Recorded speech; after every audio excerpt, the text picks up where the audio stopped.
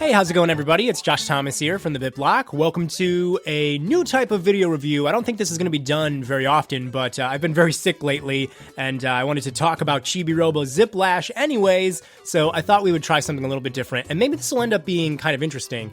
We can look at this as being kind of a discussion video review about Zip Lash. Many of you know I'm a huge Chibi-Robo fan. I've loved this series for such a long time. I mean, the GameCube game is one of my favorite video games ever, and I mean, if you follow me on Twitter or pretty much anywhere, you'll know that I'm always talking about Captain Rainbow and just all the games that Skip has made. They're a very unique developer, and when given the chance, they can make some fantastic games. Unfortunately, I really don't feel like Chibi-Robo Zip Lash is one of them. Just to get it out of the way right from the beginning here, Zip Lash suffers from being a very paint-by-numbers, generic 2D platformer. I personally feel Nintendo is doing way too much of this lately. I'm not really sure what their logic is, but they're really hammering away at the 2D platformers so much. I mean, this month alone on the Wii U, we're going to be seeing the release of Yoshi's Woolly World. So I think if you're a Nintendo fan and you have to decide which one to get, you're probably going to want to go with Yoshi's Woolly World, to be totally honest with you. And just, you know, we've got 2 Donkey Kong games that came up recently that are 2D platformers. We've got an endless amount of 2D Mario platformers. Kirby's got a bunch of 2D platformers, you know, and it's just kind of like, it's almost as if Nintendo doesn't want to make full 3D adventure games anymore. And Zip Lash, for me, is just a reminder of that.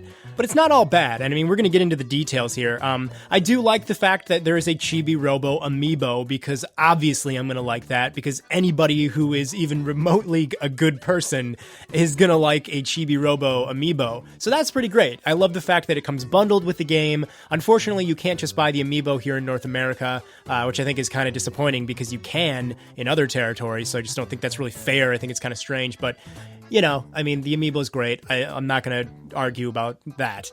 It's really cool how you can use his plug. Chibi-Robo's plug can be used for combat in this game, which is actually pretty satisfying, if I'm being totally honest. To break blocks or to swing from blocks with it, smash enemies with it. You can even like plug into some enemies to drain them and then they'll explode. So it's actually a pretty decent idea to use his plug in terms of combat. I probably wouldn't want to see it too much in like newer games if there ever is a new Chibi-Robo game after this. But for this game, a 2D platformer, it kind of works pretty well, I will say that. And then there are some courses where you will be in a vehicle. There's like a submarine, hot air balloon, there's a jet ski. The jet ski is actually pretty good. I will say, though, the courses where you're in a submarine are probably the worst levels that I have ever played in any 2D platformer, and I'm not exaggerating. The controls on this submarine are so terrible, it's unbelievable how delayed this is. And you might be thinking, well, at least they don't have them in a boss battle. Well, they actually do. There's a boss battle where you use this submarine, and it is so laggy and terrible, I cannot believe that it was put into the final game. I get that it's a submarine, so it should be slow, but not this slow. I mean, you can make it a little faster. This is a game not based in reality, so yeah, it's pretty terrible. But a couple of the vehicle courses are kind of fun.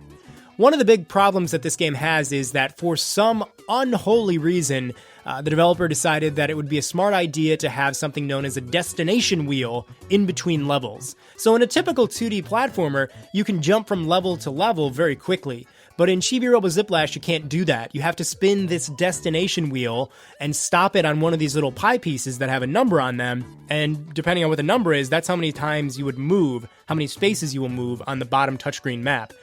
This is obviously a bad idea just because it is, but it's also a bad idea because it takes so long to get into the next level because of this, and you can end up playing the same level again and again because you just can't get the wheel to stop on the level that you haven't played yet. It also kind of sucks because you can go from the first level in a world to like the third or the fourth level in a world as your next level, and the levels get more difficult as you move along the world, so you can play an easy level and then go into a difficult level, which is obviously not logical in game design. Another thing that's kind of stupid is once you have played all the stages, you then play a boss battle, but they even make you spin the destination wheel for the boss battle, despite the fact that every piece of the wheel will land on the boss battle. So what is the point in this? It's very clunky, it's very slow, there's no joy that comes out of this. It's just a really bad idea that kind of really separates the amount of time it takes to have fun in the levels. It's like you want to just keep playing the game, but you have to take these pit stops along the way, and it's just bad. It's just really stupid. I also want to point out that a lot of stuff in this game is sort of generic, to be totally honest with you. The art style, for example, does not look like a Skip game at all. And while I'm at it, I'm just going to point out that I don't think a lot of this game was developed by Skip. I think a lot of this was made by Vanpool, which is the other developer involved with this game. And just, as somebody who has played a lot of Skip games, I have to say I don't feel like this art, these visuals were designed by somebody at Skip. At least not somebody at Skip that was involved with the other games like Giftpia, Chibi-Robo, and Captain Rainbow.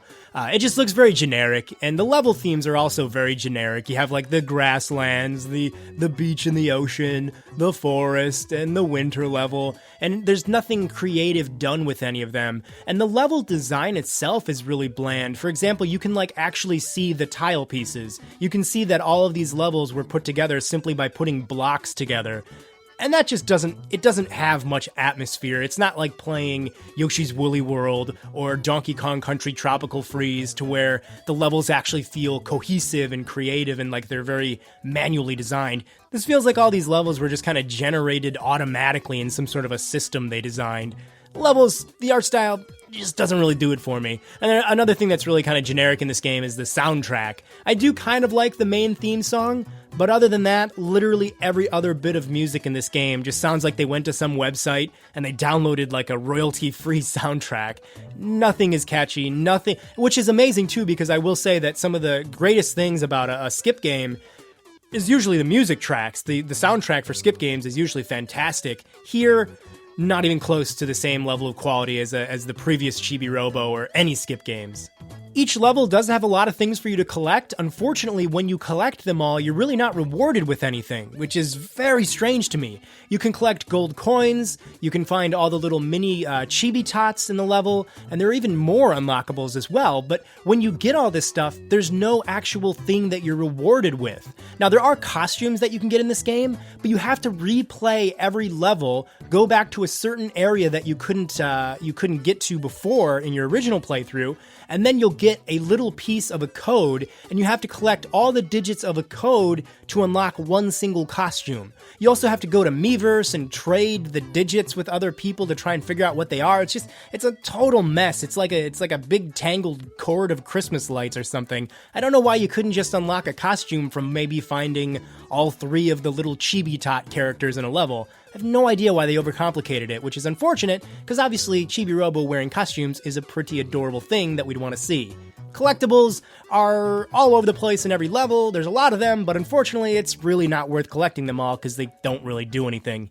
This game also, for some reason, has a bunch of product placement in it. There are real-world junk food products to collect in this game, and when you find them, you bring them back to characters who will get really excited that you gave them the candy or the junk food, and they'll give you a description of the product. It feels like you're being directly marketed to, though, in the game. It doesn't... For example, in Pikmin 2, that game was really all about a bunch of real-life products as well, but Olimar and Louie didn't actually call the products by their real name. They had some sort of clever little name that they would give them as aliens. They didn't know what they were. Also, even the description for those products was completely wacky and not real. It didn't feel like you were being advertised to. It felt like it was very organically put into the game. Here, however, all the products don't feel like that. They feel like this is product placement. I feel like Nintendo might have gotten some money from these companies, which then helped develop the game. And it's just, even the descriptions for the products, they're not clever, they're not funny, they really feel like it's an episode of Price is Right, and you're being marketed to in some way. It's the description for the product, and it just feels a little it doesn't really feel too good. So yeah, I gotta say, I mean, I really hate having to say anything negative about a Chibi-Robo game. I actually liked, here's the problem. I did like some of the other spin-offs that Nintendo made. For example, I thought Photo Finder, Chibi-Robo Photo Finder, on the Nintendo 3DS eShop, I thought that was a pretty good game. It had a really fun, unique gimmick to it that really took advantage of the 3DS camera, took advantage of the idea that you would be taking it out and about with you, and you can find different objects that are certain shapes and then put them in the game. And even Photo Finder had some elements that were similar to the original Chibi-Robo game. You could go off to destinations and you could clean garbage up and explore a little bit, and you could talk to a bunch of crazy characters who had mini games for you to play. This game doesn't really have any of that. In fact, there's not a lot of characters in this game at all. It's pretty minimal, which is strange because the characters are really one of the strong points of a Chibi-Robo experience. However, Nintendo just doesn't seem to know what to do with Chibi-Robo, and the reason that Chibi-Robo maybe doesn't sell so well is because Nintendo isn't really certain what the game should be. Chibi-Robo is not like Mario. You can't just put him into any setting and it'll work.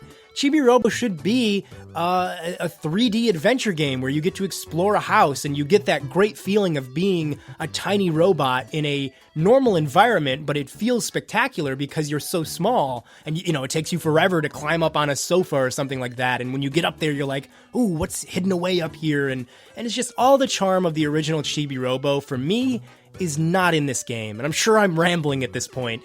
It's not a terrible game, but it's just not what should be done with Chibi-Robo, and it's a shame that Nintendo just won't make a real Chibi-Robo game. But if you really want that Amiibo and you live in North America, buying the game is the only way to get it, so I would recommend checking it out for the Amiibo. But other than that, yeah, it's keep it locked right here to the BitBlock for a lot more coverage on all things Nintendo. Hey, thanks for watching this video from the BitBlock. If you want to stay up to date with some of the most original, crazy Nintendo coverage on the internet, be sure to click right here to subscribe.